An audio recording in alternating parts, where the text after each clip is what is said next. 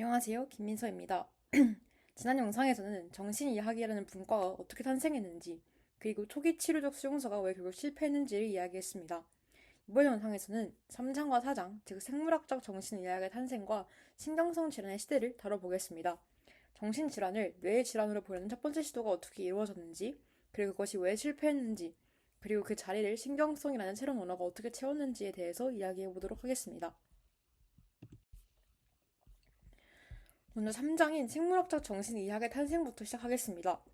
이제 19세기에 과학혁명이 정신의학에도 영향을 미치기 시작했는데요.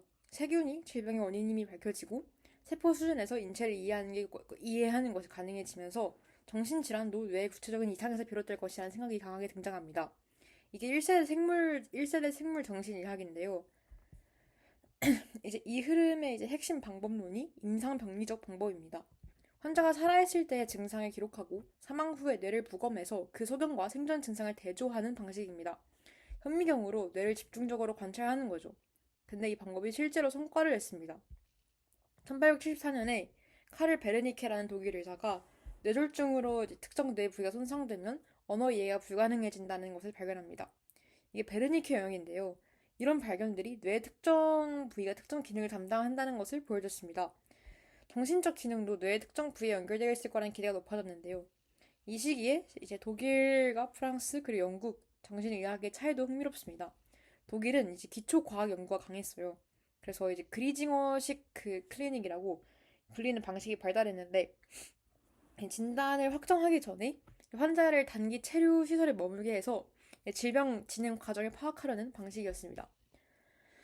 그래서 당장 이제 만성 수용소에 보내는 게 아니라 관찰하면서 이해하려는 시도였죠. 프랑스는 이제 지나친 중앙집권이 오히려 정신의학 발전을 제약했습니다. 영국은 임상 관찰은 발달했지만 자연과학적 기반이 더 결여됐다는 평가를 받았죠. 그리고 이 시기에 퇴행 이론이 등장합니다. 프랑스의 모렐이 제시한 이론인데 정신질환이 세대를 통해서 후손으로 전달되면서 점차 악화된다는 이론입니다. 1세대에는 신경과민이 나타나고 2세대에서는 심각한 정신병이, 3세대에서는 백치가, 4세대에서는 후손이 없는 불임으로 끝난다는 거죠. 정신질환은 유전되면서 더 심해지고 결국 그 가게를 소멸시킨다는 겁니다. 이 이론이 왜 강하게 받아들여졌냐? 당시의 관찰과 일치하는 측면이 있었기 때문입니다. 특정 가게에서 정신질환이 집중적으로 나타나는 경향이 있었으니까요. 그리고 다인의 진화론이 확산되면서 퇴행이라는 개념이 자연스럽게 받아들여지는 사회적 분위기도 있었습니다. 그런데 퇴행이론은 결국 정신의학에서 퇴출됩니다. 왜냐? 이 이론이 정신병자에 대한 혐오를 키웠기 때문입니다. 환자 가족이 속한 인구 집단 전체가 퇴행에 빠질 위험이 있다는 데까지 발전했습니다. 이게 나중에 우생학과 결합해서 끔찍한 결과를 낳는 씨앗이 됩니다. 그리고 이 이론이 치료적 비관론을 만들어냈습니다. 어차피 유전적으로 나빠지는 거라면 치료가 무슨 의미가 있냐는 거죠.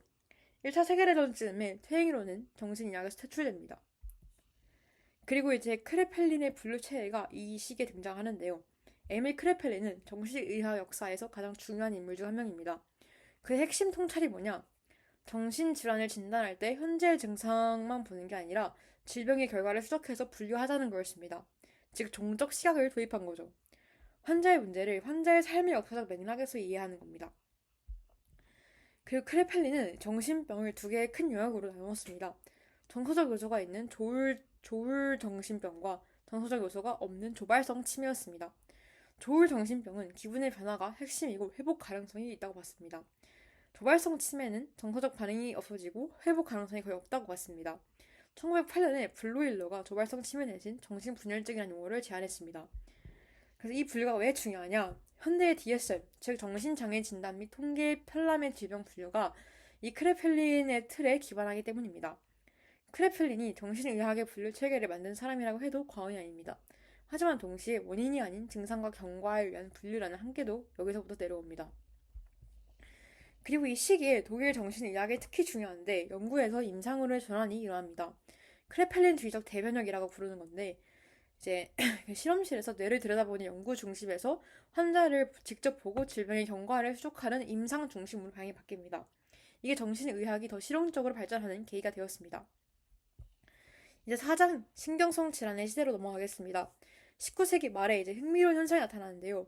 정신의학계에서 신경성이라는 새로운 용어가 폭발적으로 사용되기 시작합니다. 그래서 왜 이런 일이 벌어졌냐? 퇴행 이론의 영향으로 정신의학이 대중의 혐오 대상이 됐습니다. 정신질환은 유전된다.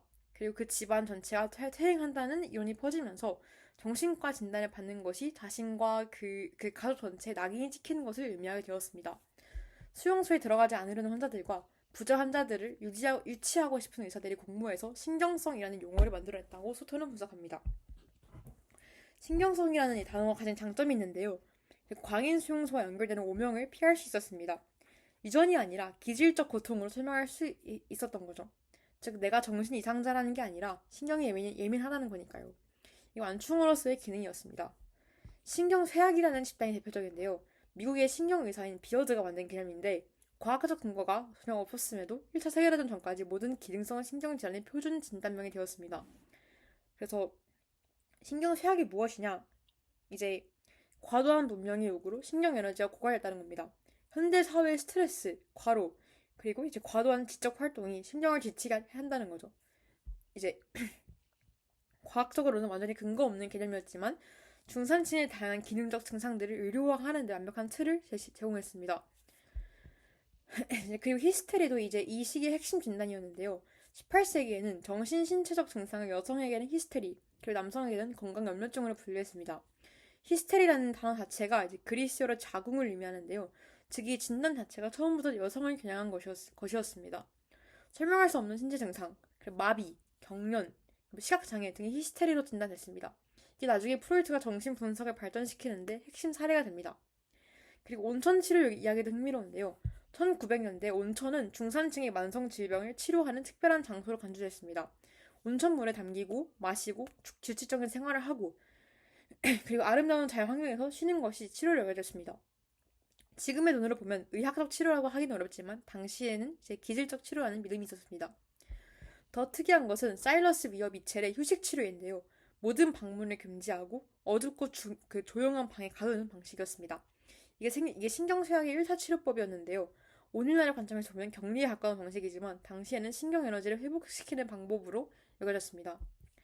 심리적 치료의 시작도 이 시기에 이루어지는데요. 프로이트의 정신 분석이 등장하기 전에 데제린이라는 의사가 공감적 관심을 의도적으로 사용하는 진료 방식을 개발했습니다. 그래서 환자로 하여금 충분한 시간을 들여 마음껏 말하도록 하고 이제 소크라테스식 대화로 삶의 방식을 바꾸도록 설득하는 방식이었습니다. 쇼터는 이것이 프로이트의 정신 분석에 등장하기 이전에 정신치료의 주요 원칙을 이미 제시한 것이라고 평가합니다. 그래서 이제 이 두 장을 통해서 볼 수 있는 중요한 패턴이 있는데요. 그 과학적 진보가 정신의학의 새로운 방향을 제시하지만 동시에 사회적, 경제적, 문화적 요인이 정신의학의 방향에 강하게 영향을 미친다는 겁니다. 퇴행 이론이 과학적 근거가 있다고 여겨졌지만 실제로는 당대의 사회적 편견을 강화했고 신경성이라는 용어는 과학적 근거보다 사회적 필요에 의해 만들어진 것이었습니다. 의사와 환자 모두가 이 용어에서 이익을 얻은 거죠. 의사는 부자 환자를 얻었고 환자는 낙인 없이 치료를 받을 수 있었습니다.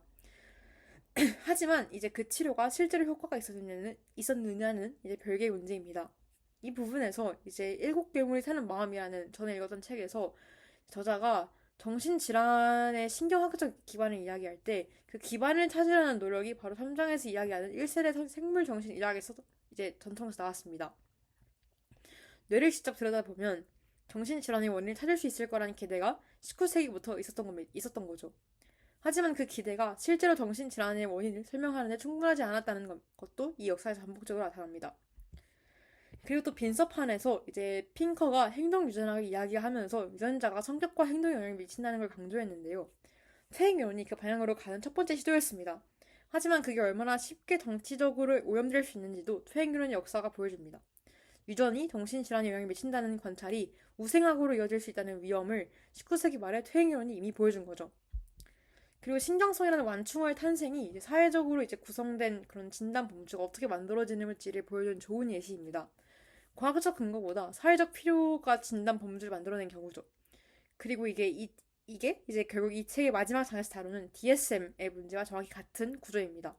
진단 범주가 순수한 과학의 산물이 아니라 사회적, 정치적, 그리고 경제적 힘에 영향을 받는다는 거죠. 네, 이번 영상에서는 1세대 생물 정신의학의 탄생, 크레펠린의 분류체계, 퇴행이론의 흥망, 그리고 신경성이라는 완충의 탄생에 대해서 이야기해 보았습니다. 정리하면요. 19세기 과학혁명의 영향으로 정신질환을 뇌의 질환으로 보는 첫 번째 시도가 이루어졌고 크레펠린이 경과를 기준으로 하는 분류 체계를 만들었습니다. 하지만 퇴행이론이 정신질환에 대한 사회적 혐오를 키우면서 실패했고 그 자리를 신경성이라는 새로운 언어가 채웠습니다. 신경성은 과학적 근거보다 사회적 필요에 의해 만들어진 진단 범주였습니다. 그럼 다음 영상에서는 정신분석이 어떻게 정신의학을 반세기 동안 지배했는지, 그리고 그 한계가 무엇이었는지, 그리고 대안으로 등장한 것들이 무엇이었는지 이야기해 보도록 하겠습니다.